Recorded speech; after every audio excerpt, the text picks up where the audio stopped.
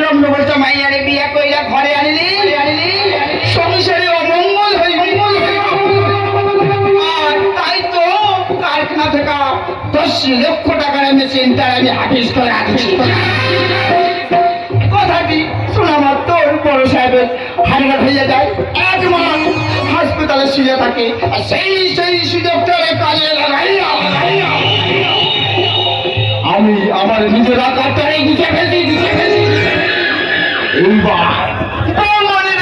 মনে শিলাটারে বুড়োবাসে পাঠাইলে আমার আর করুন তো নয়। আমি হইলাম বিয়া করতে বাবুরা আপন, মাস্টার বলে আপন, বোনেরা আপন, ননদরা আপন, পড়া শুনে বলা দাদা এইবারে নুন আমি খাইতা নুন হাই হইতে পারবো না।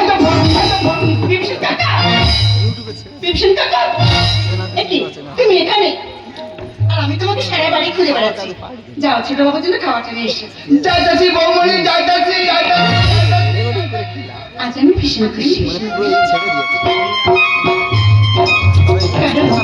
যে বোন আমাকে বিয়ে করতে না বলেছে, সে বোন আমাকে নিজেই নিতে আসছে। আমি প্রমাণ করে দিয়েছি একজন পাগল একটা ভালো মানুষের সঙ্গে আবার সুস্থ সেবা দেখতে পারে। दुनिया किसी भी प्यार से जन्नत से कम नहीं, एक दिल रुबा दिल है जो फूलों से कम नहीं।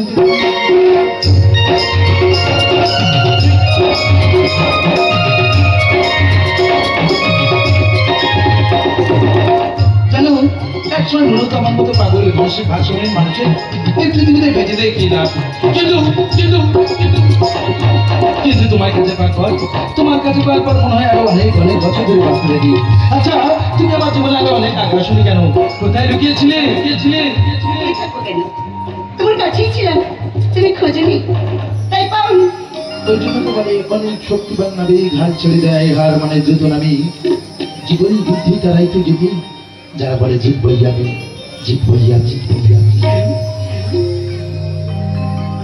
আমার হিয়ার মাঝে লুকিয়েছিলে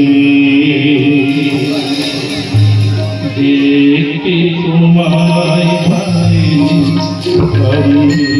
দেখতে তোমায় ভাই, বাহির মানে আমি দেখেছি, বাহির মানে আমাদের চাইনি আমার মাঝে লুকিয়েছিলে দেখতে তোমায় ভাই, দেখতে তোমায় ভাই।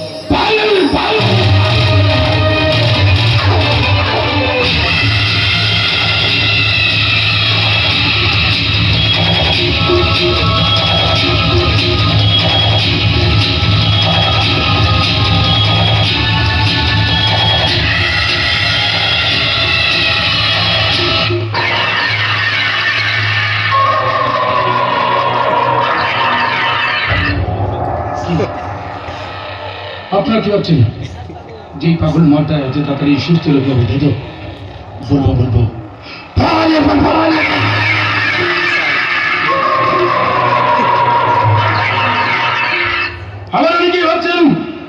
এই পাগল মাটা এত তাড়াতাড়ি এত খারাপ হলো কি? বলবো বলবো পরে বলবো, পরে বলবো।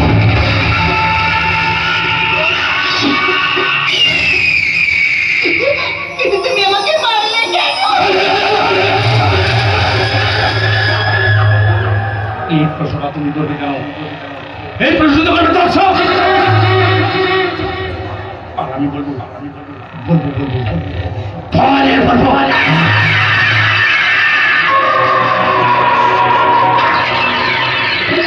কিন্তু কিন্তু তুমি আমাকে মারলে কেন?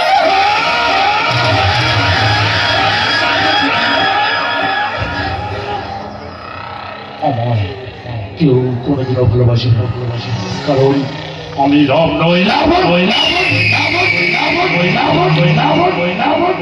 আমার মা ছিল প্রতিভাই। দশরথ রায় সর্বজ্ঞের সঙ্গে বৈধ সম্পর্ক জড়িয়ে পড়ায় জন্ম হয়েছিল আমার, কিন্তু দশরথ রায় সর্বজ্ঞ সেই সম্পর্ক অস্বীকার করায় আমার মা, আমার মা, আমার মা, আমার মা, আমার মা,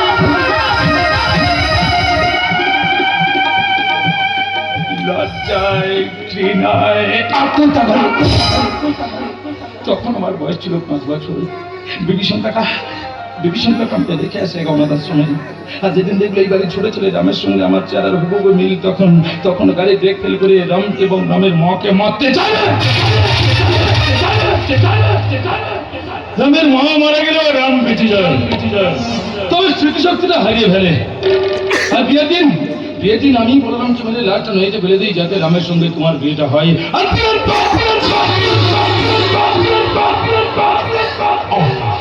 আর রাম সেজে তোমার সাথে সারা জীবন থাকতে পারে।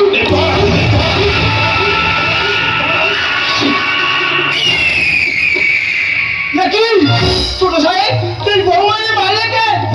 না না, মাছ এখনো মারেনি, কই মাছের জীবন।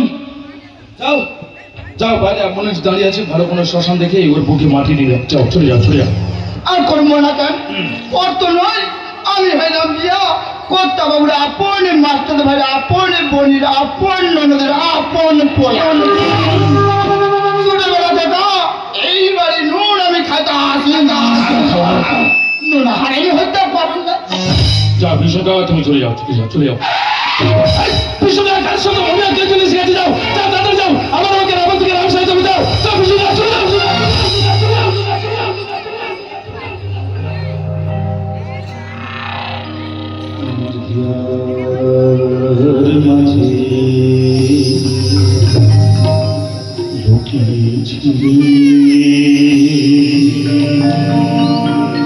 দেখতে তোমায় পাইনি,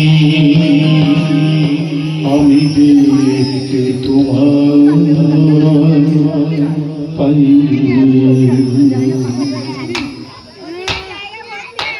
চমৎকার চমৎকার গাইলেন জামাই বাবু।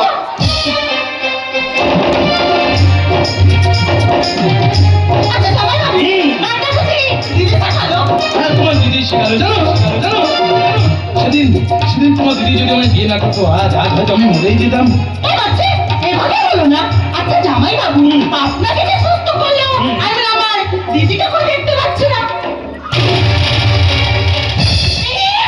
এখানে তো রক্ত, এটা কার রক্ত জামাই বাবু? তো দিদি রক্ত, দিদি রক্ত মানে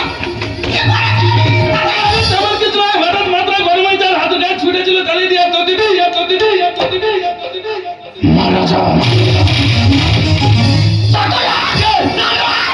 আমি সবাইকে বলে দেবো, দিদিকে ফোন করে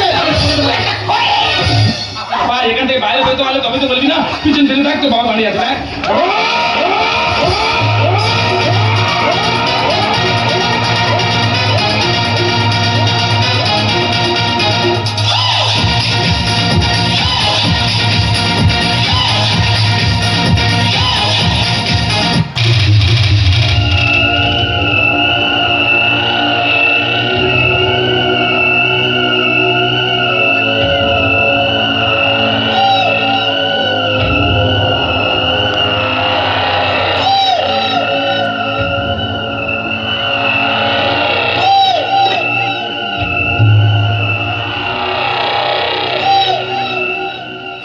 মালটা খেয়ে খেয়ে এত ভারী হয়েছে নাকি? আচ্ছা, প্রথমে থেকে আমার কি মনে হয়েছিল আমি কেউ ভালো মানুষ, খুব ভালো মানুষ, তাই না? কোনোদিনও না। একদম না। আচ্ছা, ভালো মানুষ হয়ে কি লাভ? ভালো মানুষ হয়ে কি লাভ? আজ থেকে ভালো মানুষ হয়ে যাবো, কাল থেকে খেতে পাবো না। ভালো মানুষ হয়ে কি লাভ? কত ভালো মানুষ করোনার সময় মারা গেল, কত ভালো মানুষের লাশ একসাথে গঙ্গার জলে ভাসিয়ে দেওয়া হলো। আমি ভালো হয়ে কি করবো? আমি যদি হই গুরু, করোনা বিরাট মহাগুরু। কারণ করোনাই আমার শিখেছে কিভাবে নোটের বান্ডেলকে স্যানিটাইজ করে পকেটে ঢোকাতে হয়। এখানেই প্রগতি শুরু। করোনা বিরাট মহাগুরু। টাকার কোনো জাত হয় না, টাকার কোনো ধর্ম হয় না। মানুষের জাত হয়, মানুষের ধর্ম হয়। এ বলে আল্লাহ, ও বলে রাম। আরে এরা নিজেরাই জানে না আল্লাহ রাম মিলে হয়, রাম মিলে হয়। তবে দেখো, প্রতি বছর সম্প্রদায় ঘানানিতে কত ভালো মানুষ মারা যায়। আমি ভালো হয় কি করবো? কত ভালো মানুষ একসাথে বেঁধেছিল ঘর, সবকিছু উড়িয়ে নিয়ে গেল বাবা আমফান ঝড়। আমি ভালো হয় কি করবো? আমি ভালো মানুষ হতে চাই না, আমি চাই শুধু টাকা, টাকা, মুঠো মুঠো টাকা। টাকা নিচে যাওয়া থাকবে ভালো মানুষের লাশ, আর তার উপর গণভবন আমার ক্ষমতার প্রসার। এক মিনিট, এক মিনিট, এক মিনিট, এক মিনিট, এক মিনিট, এক মিনিট, এক মিনিট, এক মিনিট, এক মিনিট। উর্মিলা, উর্মিলা, উর্মিলা, কতদূর পৌঁছেছিস মা? সর্বদূর পৌঁছে গেছিস? আচ্ছা, ওখানে পৌঁছে গিয়ে আমার একটা মিস কল দিস, তাহলে আমি বুঝতে পারবো তুই ওখানে পৌঁছে গেছিস।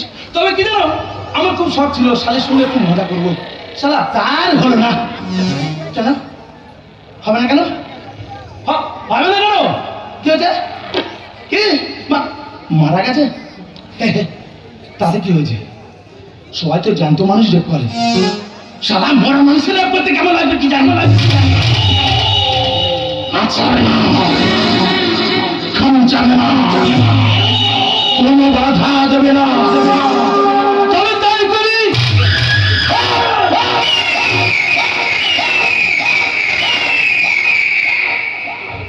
কি হয়েছে? খারাপ লাগছে? খারাপ লাগছে? মঞ্চ থেকে চোখটা পিছন করে দেখুন, মঞ্চ থেকে চোখটা পিছনে করে দেখুন। দেখবেন আপনার এলাকায়, আপনার শহরে, আপনার নগরে, আপনার পাশের বাড়িতে প্রতি বছর, প্রতি মাস, প্রতি সপ্তাহে, প্রতিদিন, প্রতি মুহূর্তে এই সব ঘটনাই ঘটছে। তখন খারাপ লাগে না? তখন প্রতিবাদের ভাষা লাগে না? তারা আজকে প্রতিবাদ করবেন, যা দেখাবো চুপচাপ বসে থাকবেন, বসে থাকবেন, বসে থাকবেন, বসে থাকবেন।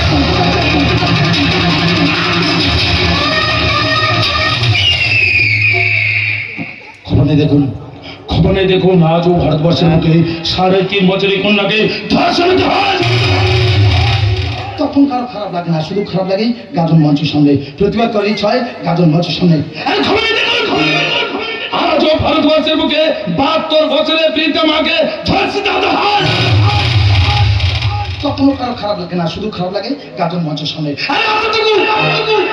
এতটুকু জমির জন্য এক ভাই আরেক ভাইয়ের গোড়ায় কাটালের কপ বসিয়ে দেয়। তবু আমাদের খারাপ লাগে না, শুধু খারাপ লাগে গাজন মঞ্চের সামনে প্রতিবাদ করার ইচ্ছা হয় গাজন মঞ্চের সামনে। আমি বলছি খারাপ লাগার ব্যাপারটা তৈরি করুন, প্রতিবাদের ভাষাটা মুখ থেকে বেরিয়ে আসুন, তবে সেটা গাজন অভিনয় করার আপনার বিরুদ্ধে নয়। আপনার এলাকায়, আপনার শহরে, আপনার নগরে, আপনার পাশের বাড়িতে যে সমস্ত রাবণরা ঘুরে বেড়াচ্ছে সেই সমস্ত রাবণদের বিরুদ্ধে আমাদের এই ভারতবর্ষটা আবার রাবণ মুক্ত ভারতবর্ষ হবে। রাবণ মুক্ত ভারতবর্ষ। খারাপ লাগছে, যত খারাপ গাজনের সামনে খারাপ লাগছে। কেন ভাই তোর সব বন্ধ করে দিয়ে চুপচাপ বসে আছো, কি ব্যাপার? আরে এতক্ষণ তো আমি একটু অভিনয় থেকে বাইরে বেরিয়ে গেছিলাম মানুষকে বোঝানোর জন্য। চলো, আমাদের যা আছে তাই হবে, চলো চলো। স্নেহ মায়া মমতা দিয়েছে বিসর্জন, বিসর্জন টাটকা বাসি বাছি না, বাছি না। আমি কলি যুগে রাবণ, রাবণ, রাবণ,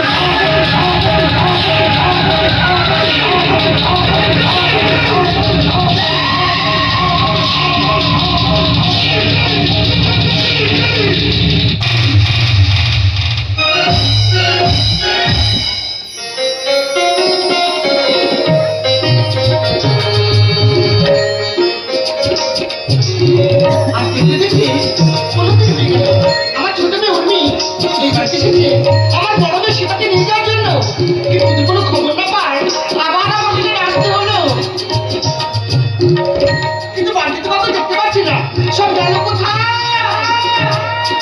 এ কি বিয়ান, ভালো আছেন? কখন এলেন?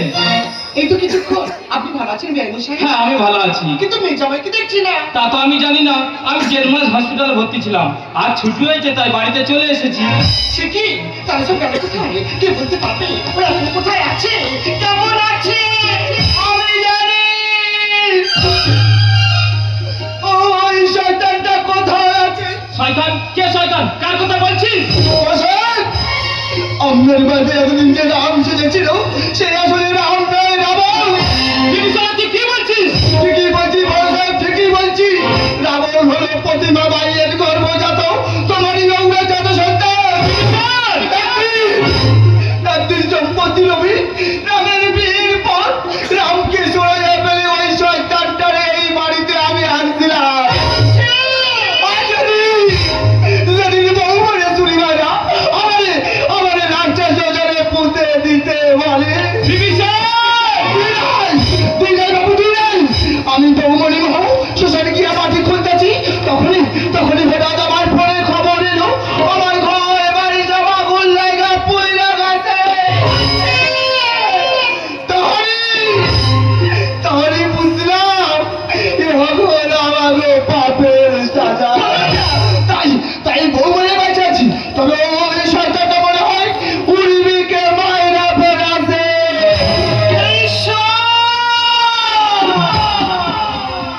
তুমি বলে দাও ঈশ্বর, আমার সীতাম এখন কোথায় আছে, কেমন আছে?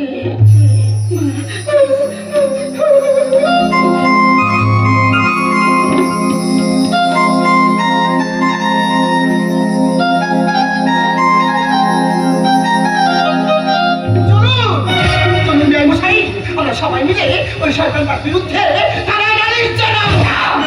ওই শয়তানটা আমার আমকে সরিয়ে আমার সাথে ভালোবাসা অভিনয় করেছে, আমার একমাত্র আদরের পরীক্ষা আমার কাছ থেকে কেড়ে নিয়েছে। তাই ওই শয়তানটার উপর কিন্তু শাস্তি আমি নিতে হবে। বিভীষণ কাকা!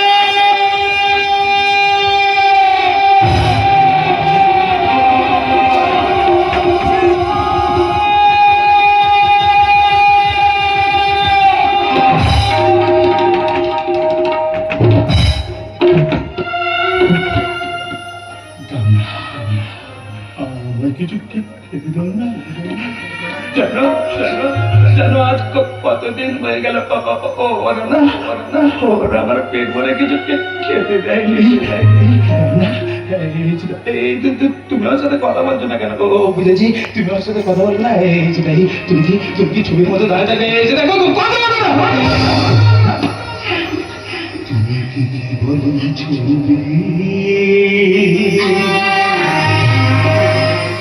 শুধু লেখা, ওই যে শুধু যারা করে আছে আকাশ ওই যারা আলু হাতে চলে গেছে আধারের তুমি তাদের মতো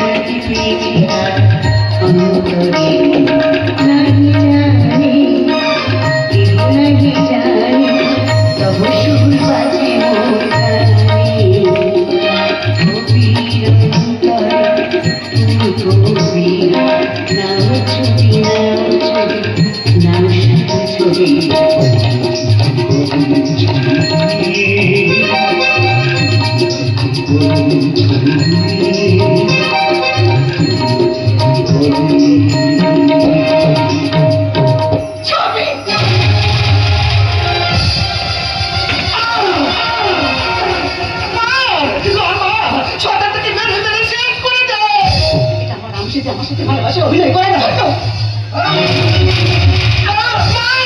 শয়তানটা দেহ মেরে আমি কত বিখ্যাত করে দে এটা আমার একমাত্র আপনার বোন তো আমার কাছ থেকে কিনে নেওয়ার জন্য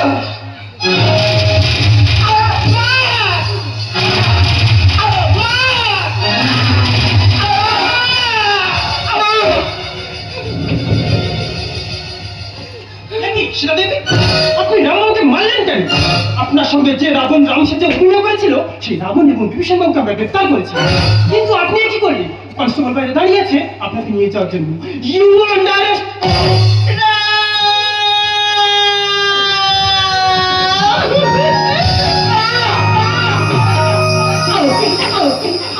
তুমি বিশেষ করে আমি তোমাকে মারতে চাইনি আমি তো শুধু এই শয়তানটাকে শেষ করতে চেয়েছিলাম ভালোই তো করেছ, ভালোই তো হলো। এই পৃথিবীতে আমার বলে আর কেউ রইল না। আমি যদি বেঁচে থাকি তোমার বারবার মনে হবে এটা রাম না রাম। তোমার বারবার মনে হবে এরকম একটা কুৎসিত চেহারার মানুষ তোমাকে ভালোবেসেছিল। তুমি কোনোদিনও মন থেকে আমার ভালোবাসতে পারবে না। আর ভালোবাসা এনে পৃথিবীতে আমি বাঁচতে চাই শুধু একদিন ভালো